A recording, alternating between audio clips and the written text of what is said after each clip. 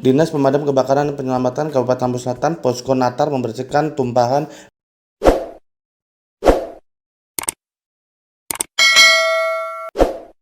minyak solar di Jalan Lintas Sumatera, Flyover Desa Natar, Kecamatan Natar, Kamis 8 Mei 2025. Kepala Bidang Dinas Pemadam Kebakaran dan Penyelamatan Kabupaten Lampung Selatan, Ruli Fikriansyah mengatakan pihaknya membersihkan tumpahan minyak solar di Jalan Sum, Flyover Natar.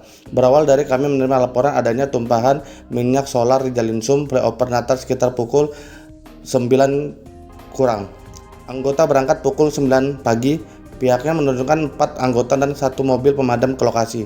Lalu anggota tiba di lokasi pukul 9:05 WIB. Pihaknya selesai membersihkan tumpahan oli tersebut sekitar pukul 10 pagi. Diperkirakan korban ada sekitar 6 orang yang terjatuh akibat tumpahan minyak solar tersebut.